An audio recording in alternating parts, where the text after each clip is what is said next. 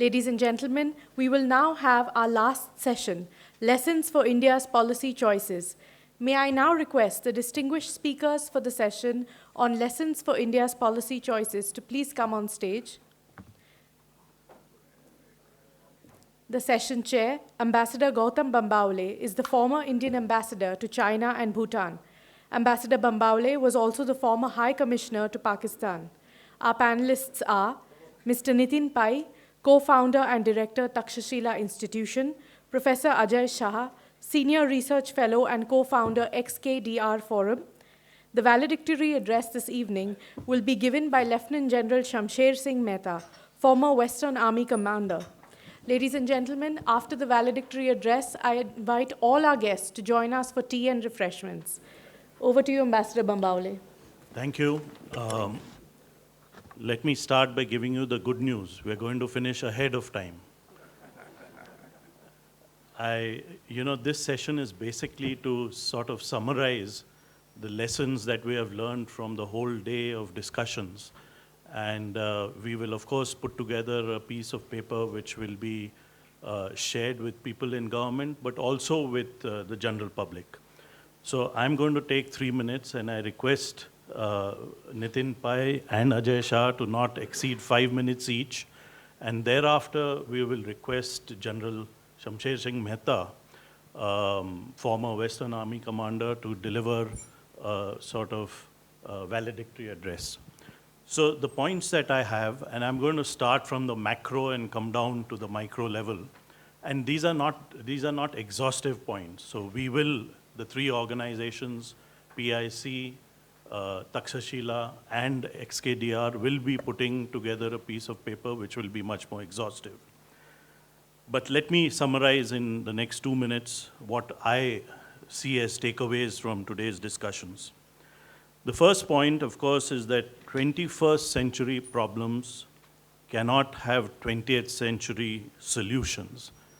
21st century problems require and need 21st century solutions.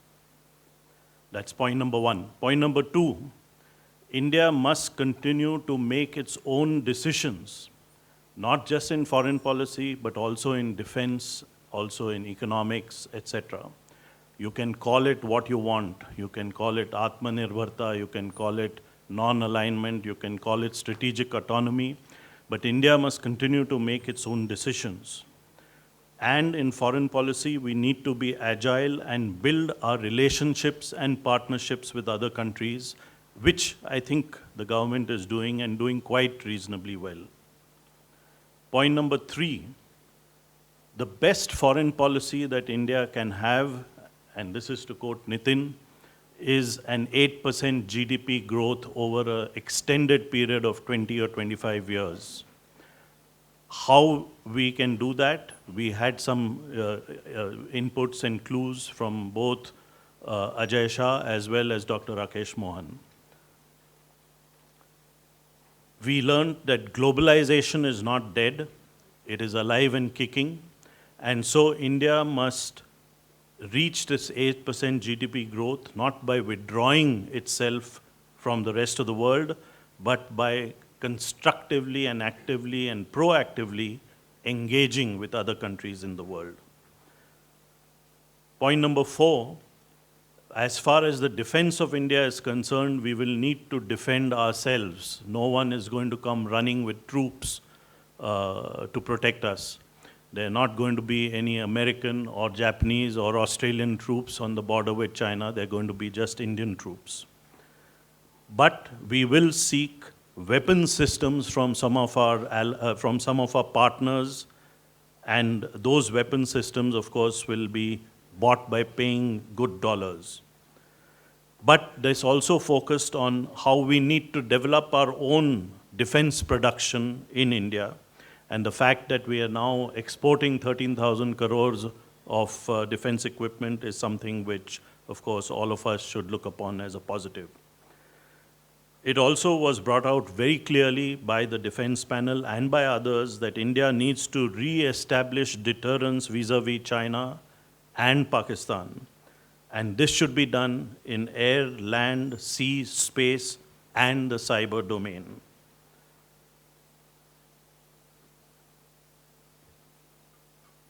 while there are challenges in the current international system, there are also many opportunities, particularly in the tech sector. And some of the points which were made was that India can develop into a vital node in the global technology ecosystem.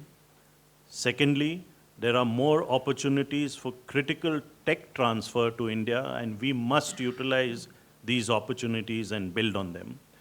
And the final point that I will make was something that Ambassador Devre said early in the morning, that India is taking over the G20 presidency very soon, and we have some responsibility as the president of the G20 to work with other similar-minded countries to attempt at least to bring the Ukraine crisis, the Russia-Ukraine war to an end. I'm going to stop there. This is not an exhaustive list, but hand over to Nitin and then request Ajay to speak.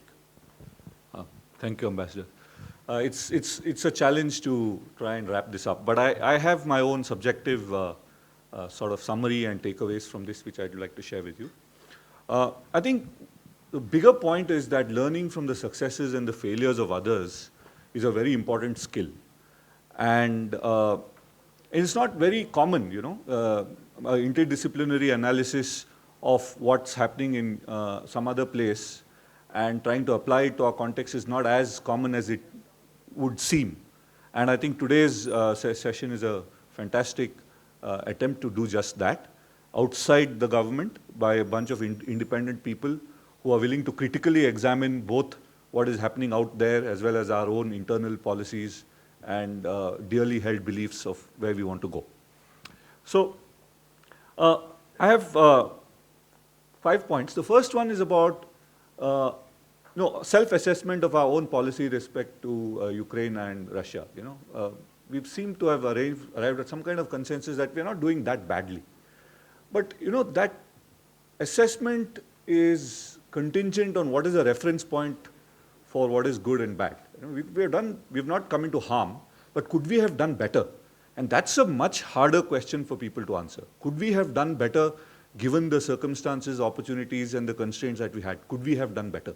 And I think that's the objective of our session today, that we should be trying to find the gaps between what we've already done and what we might have been able to do.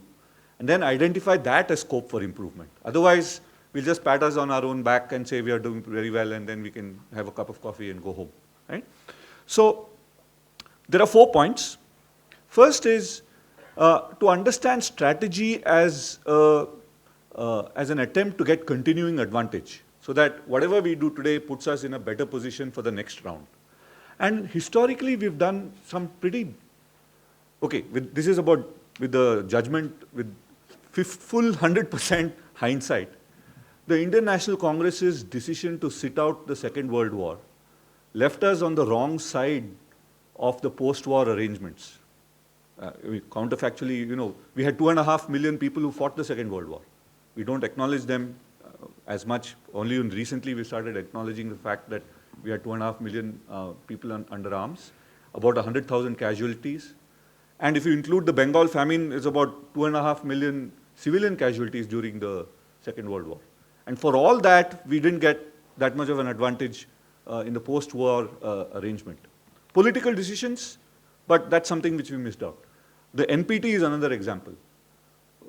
Some decisions made in the 60s in terms of timing and positions that we took meant that for well over 30 years, we were on the other side of the divide. We were on the side of the have-nots in that arrangement, where we probably could have been on the sides of the haves. So these decisions are important. And the underlying point, therefore, in point number 1 is, I think we have to find a way to be on the winning side.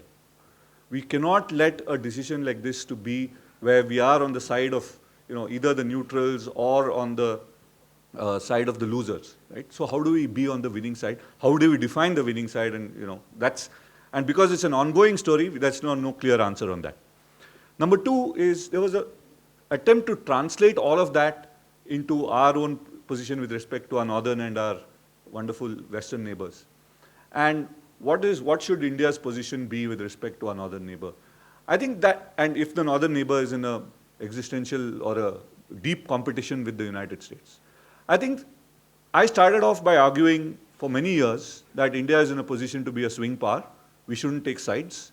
we should swing based on our interest on one or the other. It's a sort of a dynamic non-alignment. But that story is over. Xi Jinping killed it. There's no room for the Chinese. I don't think the Chinese see that they can be, on peer terms with us. There's only one kind of a relationship they understand, one of spheres of influence where they dominate and we have to play ball with them. So if that is a Chinese expectation, they have a veto on our strategy. So we have to figure out which side we have to play. And I don't think there is an argument to be made that, there is some kind of a great India-Asian arrangement where India and China are together confronting the West. I don't think that option is a realistic one. And then, of course, the Kautilyan question with respect to China and Ukraine is how is it that our biggest enemy's biggest ally is our ally? Just think of this. And actually, Ambassador Venkatesh Verma is the first one who's actually given us an answer, which is a coherent answer to this. How is it that Russia, which is China's biggest ally, happens to be our biggest ally? Kautilya would not have understood this. And I think Ambassador Verma mentioned that if you look at it from a continental perspective, the only ally we have towards our north is Russia. So we have to figure out a solution with Russia which might defy the norms of Kautilyan logic. Now, strategic autonomy, I think a lot of us have spent a lot of time talking about it. But I just want to draw attention to one fact. Is our attempt to avoid a military relationship with the West leading us deeper and deeper into a situation where we don't have strategic autonomy? In other words, consider this vicious cycle. And it came out implicitly in many conversations today, is that we want to avoid getting Western equipment because we don't want to be drawn into the wars which the West wants to drag us into. So we attempt something called self-reliance. Now, self-reliance is extremely hard to achieve in a short and a medium term, which means that instead of strategically purchasing and procuring equipment from a nation state, we tactically purchase equipment from various places and build a dependency on this tactically because, it's like those 21-year wars, so you have a tactical relationship with several people to the extent that there are people in the country who are saying that, oh, we can't take a position which is not pro-Russia because we buy equipment from Russia. If that is the argument, where's their strategic autonomy, right? So I think we've got to think very deeply about how we achieve strategic autonomy through self-reliance. The way we've been approaching it might not be the right one. And the good news is, at least in the evening sessions, there are members from the industry who are telling us that the Indian domestic defense production story is changing. And if that is changing, it's probably a way that we can break through this vicious cycle we've trapped ourselves in. Final point I want to make is I think it came out very clearly towards the end, is that the Russia-Ukraine war is a war between two systems. Just like how the Cold War was a war between two systems, or the Second World War was, in a way, a competition between two systems, economic and social systems. It's not about whether you have a 30-day war reserve or you have ammunition for 30 days or 60 days. I think it's about, do you have a system that can produce all that you need, however long that war takes. So in the Second World War, the United States entry changed the game because they were able to change their industrial capacity to produce war-related equipment. And they had a system that could do that. And the others didn't, right? Or probably the Russians at that time had a system where they could throw 2 million to 10 million people, put them under arms and send them to battle and not care about casualties. Quantity is its own quality, as Stalin said. So what is it about our system versus that of our adversaries that will allow us to achieve our objectives? I think we have to start thinking in that. That probably is the biggest and the deepest lesson from this. In a contest between systems, what is it that we must do to ensure that our system can meet up the expectations of strategy, of national survival and national interest? Thank you.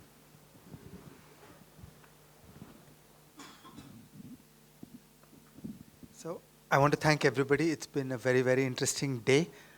I've heard so many nice ideas. I wanted to say a few things that stuck to my mind at the end of the day, just in the spirit of some rapid fire. So first, I just want to reiterate what was said. The most important thing that we in the world of economics can contribute to this conversation is the pieces that get India back to high growth. So 1991 to 2011 was a golden period in India when there was high growth. We have lost that phase of high growth. It is really costly for India in every imaginable way to not be a fast-growing country. And that should be our top objective in terms of confronting the emerging complexities of the future.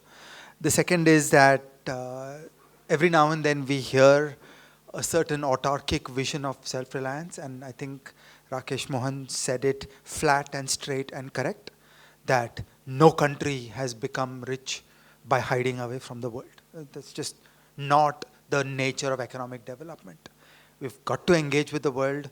We've got to learn science, technology, business management, financial innovation from the world, and we've got to sell to the world. And there's just no way out of that. So every now and then we get a fresh wave of delusion in India around some of these basics, and it's good to swat that down every time we get it, that there is a great journey in front of us, and in many ways the demons of our insecurity have been laid to rest by the proven achievements of India in walking the ladder of globalization. So, Manmohan Singh's PhD thesis in 1964 was a heretical idea where he questioned the export pessimism of India. He questioned the established Indian mainstream, which believed that we in India are so clueless, we'll never be able to sell into the world. Today, that's not a heretical idea anymore. Okay, I was just saying to Rakesh Mohan last night that it is so mind-blowing to look at the Indian data, and in the latest 1 full year, what you see is that the goods plus services plus remittances revenues into India is $800 billion a year. This is not hypothetical anymore. This is real. India has done this. So, we've really got to step out of our anxieties. We've got to step out of our insecurities. We can do this. And there is no way other than doing this. There is no way other than engaging with the world. And then I want to come back to the defense policy discussion that keeps on swirling around self-reliance. And everybody all day has been extremely polite. So can I please be a little impolite? Okay? The enemy gets a vote on your strategy, right? A beautiful phrase. And in similar fashion, nobody cares what kind of gun you make. What matters is your gun better than the other side? So pushing a self-reliance perspective and saying that I will make an Indian gun, and I'm not particularly concerned about the global competitive landscape, it's just futile. It makes no sense at all. You've got to care about what is the gun on the other side. You've got to care about what is the aircraft on the other side. And then, look, we've done this for 50 years. We've done this for 70 years. Building global state-of-the-art equipment in India is truly hard. Okay, as an undergraduate student, I worked on projects at the Aeronautical Engineering Department in IIT Bombay on the light combat aircraft. Okay, and we all know how difficult it is to build the LCA. And futuristic as the LCA spec was at its time, we know that today that spec wouldn't pass muster because the world has moved on so much that what is a good modern craft is just hopelessly far from the late and imperfect LCA. Or consider the Arjun MBT. Okay, like we've tried really hard, but it's hard. And there are no quick answers. So I get a little nervous when the lesson we learn from the Ukraine war is that, dude, we need more self-reliance. No, we need less self-reliance. We need to understand how to integrate both through business and diplomacy into the global landscape of defense equipment, and understand that things can go badly. Somebody will sanction you. You need diversification. You need capabilities. So there's no simple Panglossian answer, but I'm pretty certain that self-reliance is not the answer. We've got to be a part of the world. We've got to engage with others. We've got to do our best, but recognize that we're still at a very early journey in being able to come up to the global best practice. And there is no point in having a B-grade gun. You've got to have a better gun, at least match the other guy's gun.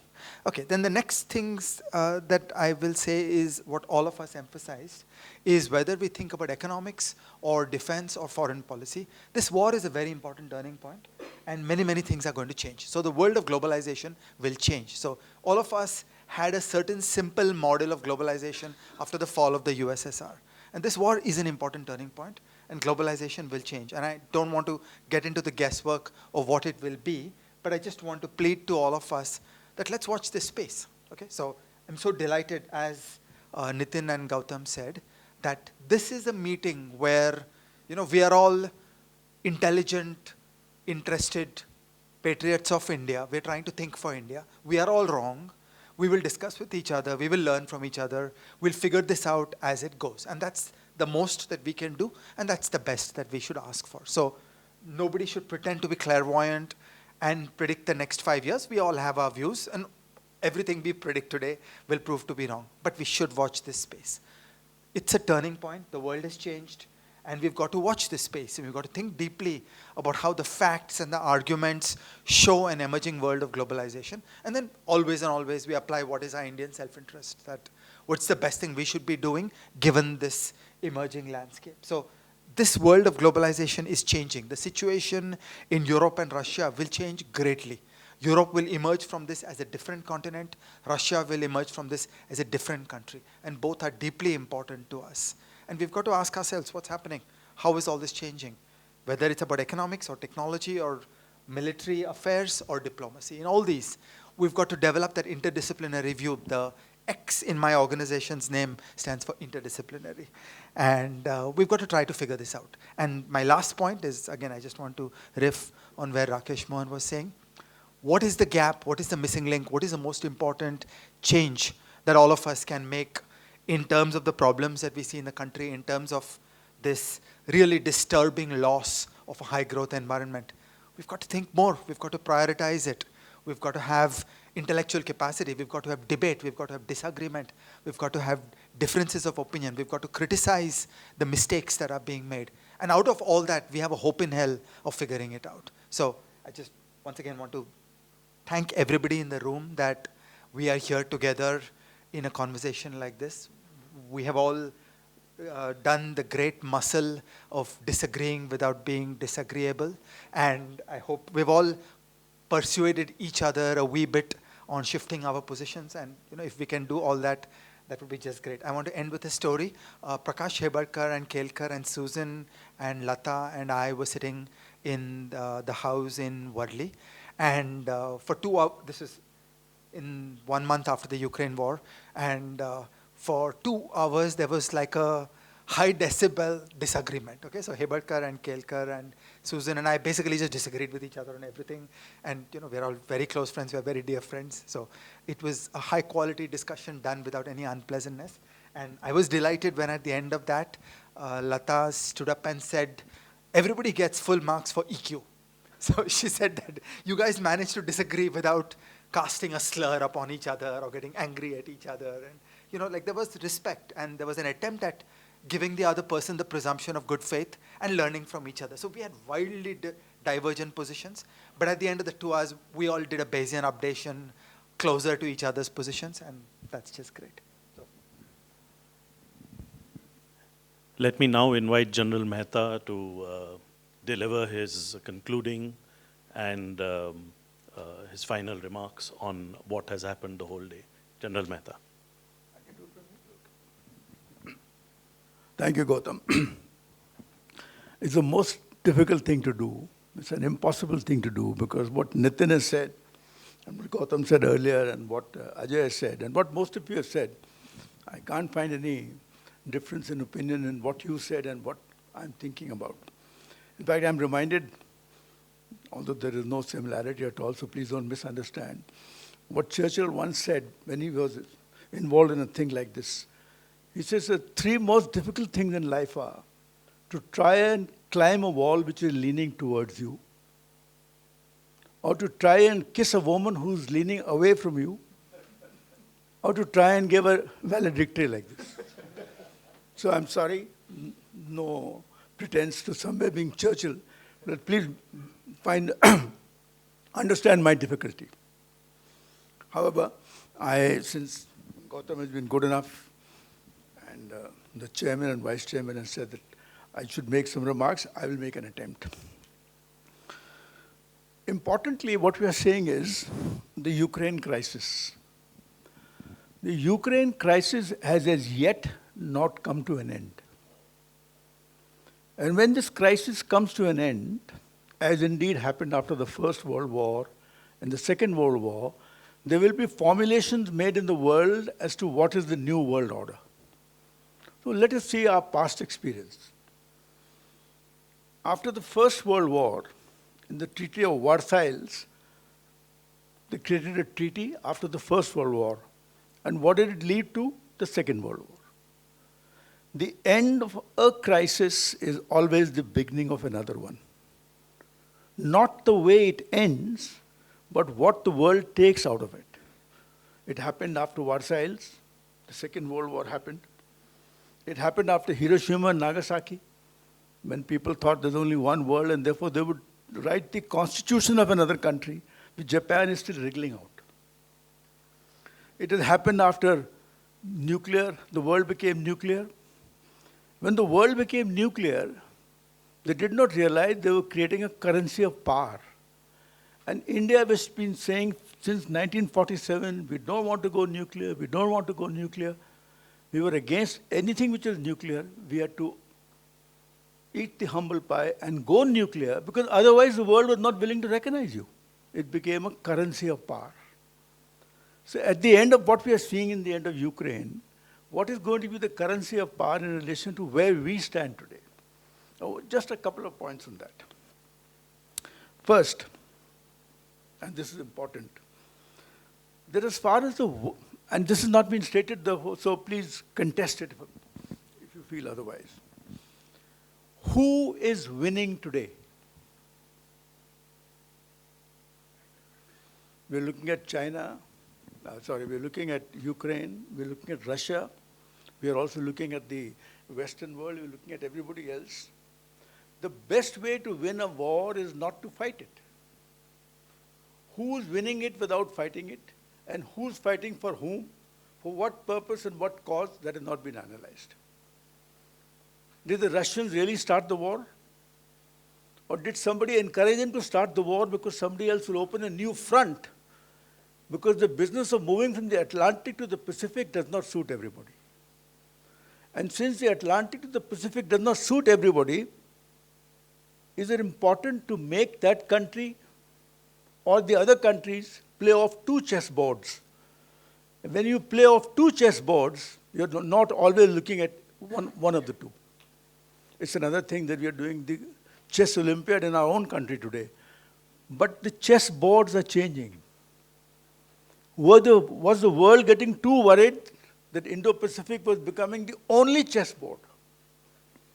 And if that was going to happen like that, what would happen to what was first called the American century, then called the Asian century, now wanting to be the Chinese century? What will happen to these three, and therefore, where does India stand in relation to all these three? Therefore, who started it? Who encouraged it? Who became lifetime friends? What was the last statement they made between the Chinese and the Russians when they met just before the war? No limits. We have no limits in our partnership. What is the meaning of no limits in fresh partnership? So who encouraged whom, we don't know as yet. Someday we'll come to know, but there's something we should think about. And if that is the case, then we have a larger thing to worry about.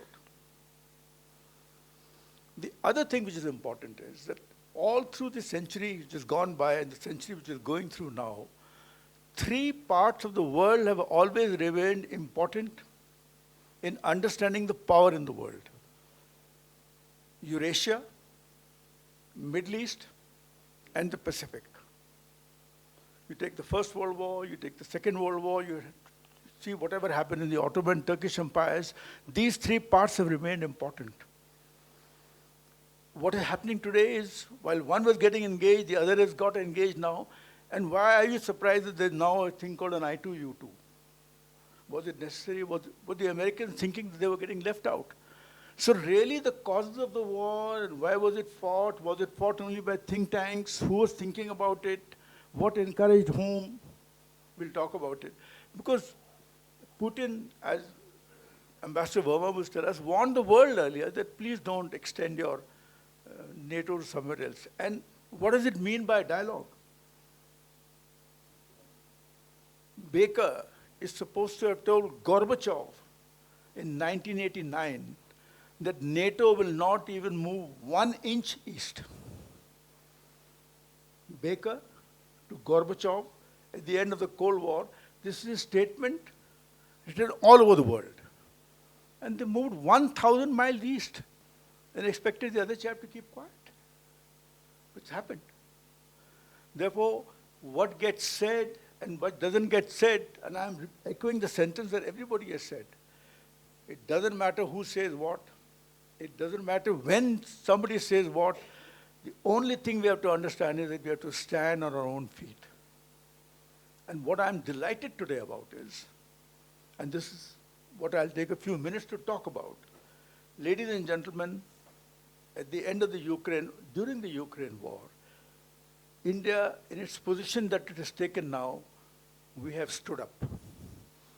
My proposition to all of you is, now that we have stood up, we must not sit down. What does it mean to be standing up? And I'll talk about this in a few minutes. First, the battle space has changed. The battle space is no more only what will happen to India, what will happen to China. The battle space has changed. And what is going to be our position in the battle space? And why I'm saying is that now that we have stood up, we should not sit down. We are in the end of the third quarter of the 100 years of our independence. We are in the 75th year of our independence. In corporate terms, we are now in a fourth quarter balance sheet. What are we going to tell our children in 2047? What have we done in the last 100 years? So we are in a 25-year period of growth, 8% growth, so that come 2047, we'll be able to tell our children, this is what India is in the last 100 years. And what do we want in these 47 years, in these 25 years that are left? The only way to get 8% growth is to ensure that there is relative peace. The only way to ensure that the relative peace is to stand up and not sit down, and not stand up and take sides, but stand up and do what is best for ourselves. And the way it is to do best for ourselves is, and now this is important, in these 75 years, barring a very small period of our time, we have not been leaders. We have been followers. Whether it is 1G, 2G, 3G, 4G, or 5G, other than NAM, what somebody was saying, whether we were following or not following, whether it's NPT or CTBT, somebody said something and we said, all right, we'll do it. As Ambassador Verma said in the Hindu the other day, the best decision we took was NPT. No NPT, no nuclear weapon, no currency of power, you'll be Mr. Nobody today. Some decisions, very good decisions that we took, we very nearly signed the CTBT. And I was telling him why we didn't sign it, and we were very close to signing it. So there were good decisions, there will be good decisions, but we probably make the right decision at the right time is becoming critically important for us. And therefore, I take the next step. If we are going to not occupy a position of leadership, then we are going to be risk averse. If we are going to be risk averse, we'll be we'll find sentimental in saying, no, we didn't listen to this. We have to occupy a position of leadership now that we have stood up. Where do we occupy a position of leadership is wherever there is a vacuum in the world today. Nobody in the Foreign Office might agree with me. But if you look at the world today, there is a vacuum in the global south. Look at the 20 countries in the G20. There are 10 of them which belong to the global south. India is one of them. Is it right for us to look at a leadership of the global south as something our Foreign Office has to do after the Ukraine crisis, so that we occupy a position of strength in an area where there's an existing vacuum? Why can't we lead? We have won a war in 71, so we've shown military power. We have got a green revolution, so we've shown food power. We had a white revolution, so we've shown milk power. We're now talking of International Solar Alliance.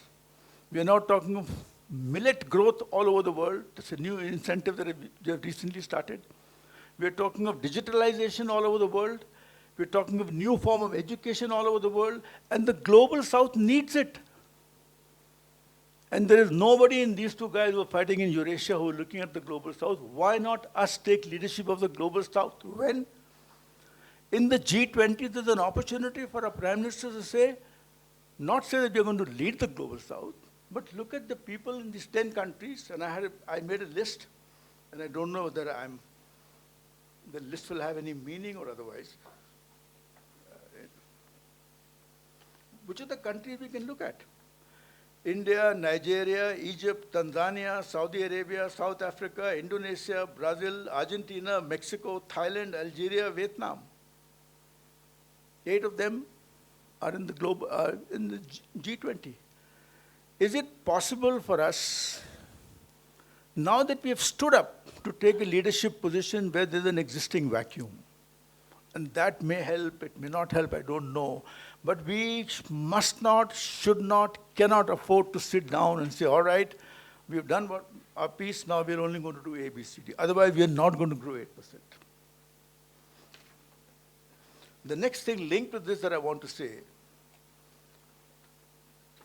and this is very important, and I go back to the 8% growth. We know now that after the end of any conflict, whatever formulations are made, there is a formulation of the victor and there's a formulation of the vanquished. The formulation of the victors caused P5, the permanent 5.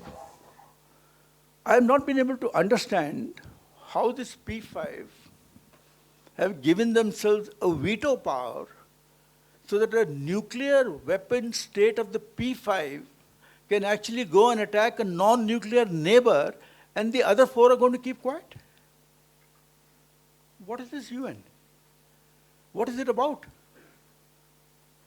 And therefore, victor and vanquish will lay the rules which you'll have to follow, and we cannot now be on, we just have to be on the high table. We cannot be the menu of the high table anymore. And if you don't show a leadership position in some part of the world where fortunately there's a vacuum, and this may be contested, the countries that I named may be wrong and you may name somebody else. What did the vanquished and victor do? They produced you a WTO, they don't want to listen to you. There's an IMF, which is known more by its misdeeds than its deeds. You have a bank, you have a monetary fund, which is now coming apart in relation to what is happening to whatever is happening in the world. Therefore, if you're not going to be laying the rules, we are going to be in the menu. And it's time for us to stand up and be counted, because in what is now happening in the world, there's so much happening in the world that they can actually leave us alone. And we can spend the next 25 years in growing 8%, which we have to, and I think we should grow more, and in occupying for ourselves a position under the spectrum, because we are going to be the most populous country in the world. That's going to happen next year. We are going to be $10 or $15 trillion. I hope by then dollar or some other form of currency may be a way of measurement, but we are going to be like that. Therefore, I am today, in nearly the 80th year of my life, full of optimism, which the opportunity has given us. We didn't ask for Ukraine. We didn't ask Russia to go and fight. We did not talk of a nuclear power, nuclear blackmailing by saber rattling. We haven't done all these things. And therefore, why are we shy of not using this opportunity, other than what we discussed, to go beyond the horizon and say we can lead, we will lead. However, to be able to do that, and this is important for us, and I'm now mentioning it to our president, our chairman, Dr. Bashirkar, for us to be able to grow to our 8%, for us not to get caged in by doctrine or rituals or what has been said or not been said, the great responsibility has come upon think tanks who think independently and throw out to the marketplace a large number of ideas from which the government can pick it up. It is our business to do it. Dr. Mashilkar and Dr. Kelkar, I was not there when they started it, but I came a little later, and I asked them a fundamental question. That there is a global security conference that takes place in Munich, which is now a relic of the world. The other thing takes place in Singapore, which is a city-state. What is India doing in between the two? Here is Pune. Here is the Pune International Center. Here there is Takshashila. here is XXTR. Why can't we put it together and become the thought leadership for the world? Whether it is going to be leadership of South, the global South, or it's going to be leadership in technology, or in leadership in the lexicon and the grammar of the world, that is a matter for us to decide. But we should be constantly throwing out ideas which somebody will pick up and use. And therefore, this is an opportunity we can't afford to miss. I'm grateful to the PIC, of whom I'm a small member, that we thought of an idea like this. And we should multiply this and spread it as far and as deep as we can. Just Gautam, another couple of minutes. And this is important. We did talk about Sun Tzu, and we talked of Clausewitz, and Clausewitz said warfare is an extension of politics by other means, all that we have seen now. But we forget our own Kautilya. In Kautilya's Arthashastra, it says a nation can meet 4 types of threats. An external threat, externally abetted. An external threat, internally abetted. An internal threat, externally abetted. An internal threat, internally abetted.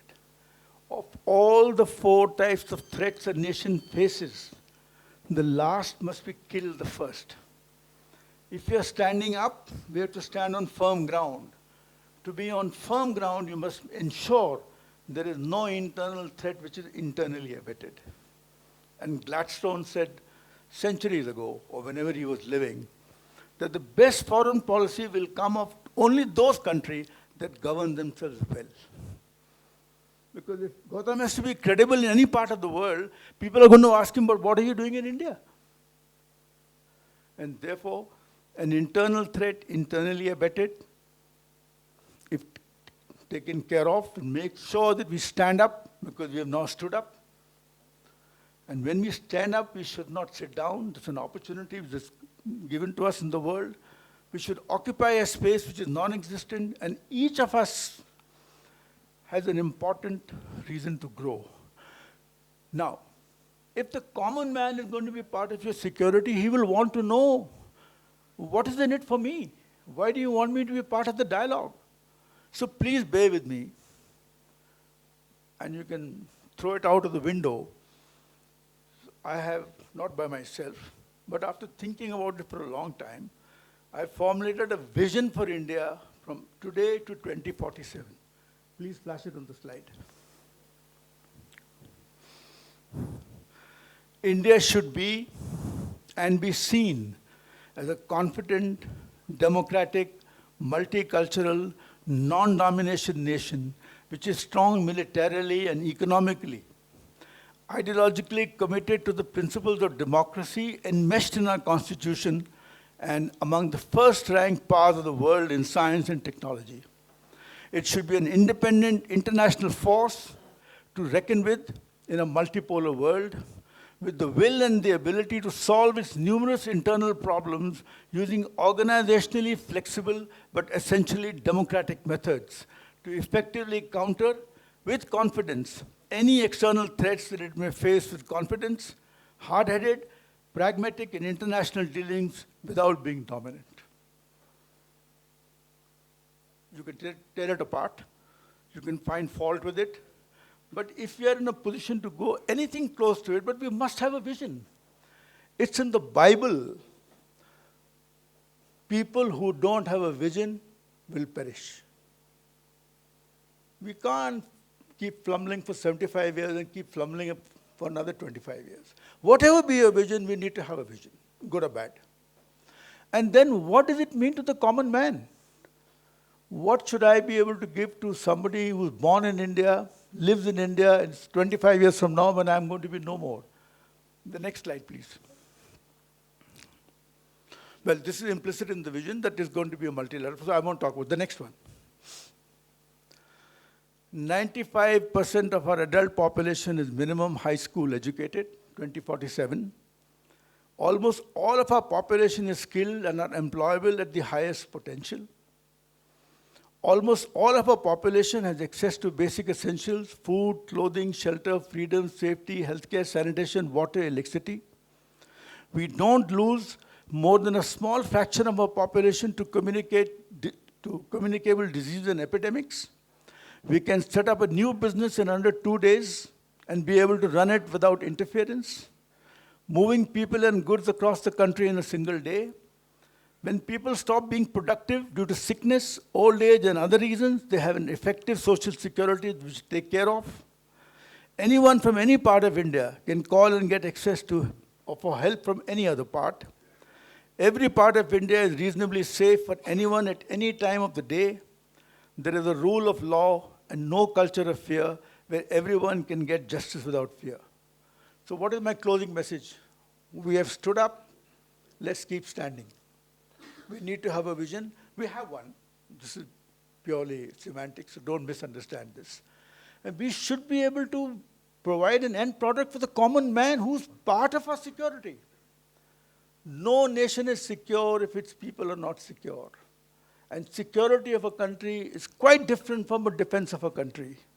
Security of a country is when everybody, education links to employment, everybody is healthy. All these matters relate to security. So the closing remarks, the Ukraine war is not over, it's an opportunity. We have to stand up to be counted. We should find where we want to stand up to be counted. We have a vision. We should be able to talk about it, not necessarily in these terms, and in fact, never in these terms, but in terms where we are in a position to identify what are we going to be able to give to the common man so that in 2047, we'll do what we can. And Dr. Mashelkar sir, think tanks now have a greater responsibility than ever before, but this opportunity is never going to come again. Thank you. Thank you, Gautam.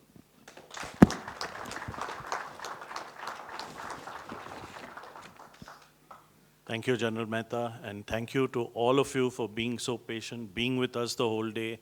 I think we have had a successful day-long symposium. We'll share with all of you the outcome document that we will have, but please join me for tea outside. Join us all for tea outside. Thank you so much. Thank you. On behalf of Pune International Center, Takshashila Institution, and XKDR Forum, I would like to extend a hearty vote of thanks to our distinguished speakers who spared time from their busy schedules to grace the occasion. Thank you for sharing your thoughts. We truly had some engaging discussions today. Thank you to our lovely audience and to the organizing team, without whom this event would not have been a success. Thank you, everyone. Have a great evening.